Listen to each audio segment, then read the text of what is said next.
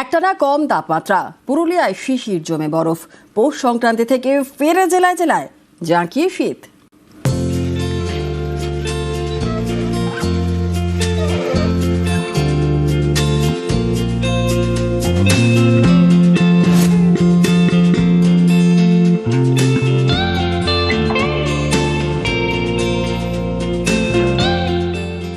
শীতের সময় সাধারণত প্রায় লোক কাশ্মীর বাইরে চলে যায় এই বরফ দেখার জন্য। যে বরফ আমরা কিন্তু পুরুলিয়াতে দেখতে পাচ্ছি, এই তুষারপাত। গাড়ির উপরে জমে বরফ। এটা দার্জিলিং নয়, পশ্চিমের জেলা পুরুলিয়া। দিন সাতেক ধরে পুরুলিয়ার পারদ নেমেছে 10-এর নিচে। বিশেষজ্ঞদের মতে একটানা এতটা কম তাপমাত্রা থাকার কারণেই শিশির জমে বরফ। দিন সাতেক ধরে এই বরফের দেখা মিলছে ভোরের পুরুলিয়ায়, বেগুনকোদর, অযোধ্যার নানা এলাকায়।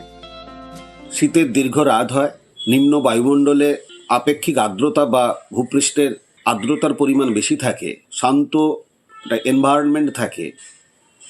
সেক্ষেত্রে ইভিনিংয়ের পর থেকে যখন লং ওয়েভ টেরেস্ট্রিয়াল বিকিরণ সংঘটিত হয়, গভীর রাত বা ভোরের দিকে নিম্ন বায়ুমণ্ডল মানে ভূপৃষ্ঠের কাছাকাছি বায়ু অনেকটাই শীতল হয়ে যায়।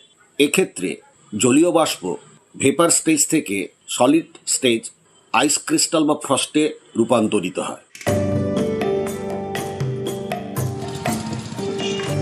রবিবার তাপমাত্রা চড়েছে দক্ষিণের জেলাগুলিতে। এক ধাক্কায় তাপমাত্রা বেড়েছে প্রায় 3 ডিগ্রি। আবহাওয়া দপ্তর জানিয়েছে এটা সাময়িক, বুধবার থেকে ফের নামবে পারদ। আগামী 2 দিনের মধ্যে আবার তাপমাত্রা কমে যাবে। কলকাতা পার্শ্ববর্তী অঞ্চলের জন্য আগামী 1 সপ্তাহ 12 ডিগ্রি কাছাকাছি কন্টিনিউ করার সম্ভাবনা, ঠান্ডা বজায় থাকবে। পশ্চিমের জেলাগুলো স্বাভাবিকভাবে কলকাতার থেকে আরও 3 থেকে 4 ডিগ্রি তাপমাত্রা কম থাকবে। পুরুলিয়া, পূর্ব পশ্চিম বর্ধমান, বীরভূম, সেই সাথে মুর্শিদাবাদ, নদিয়া, এই জেলাগুলোতে অনেক জায়গাতেই সর্বনিম্ন তাপমাত্রা 8 থেকে 10 ডিগ্রি কাছাকাছি থাকবে। উত্তরবঙ্গের ক্ষেত্রে সর্বনিম্ন তাপমাত্রা রিপোর্ট হয়েছে দার্জিলিংয়ের পাহাড়ি এলাকায় 2 ডিগ্রি কাছাকাছি রয়েছে। তাপমাত্রা এর কাছাকাছি কন্টিনিউ করবে উত্তরবঙ্গের জেলাগুলির জন্য। খুব বেশি পরিবর্তন হবে না রাতের তাপমাত্রা। নিউজ 18 বাংলা।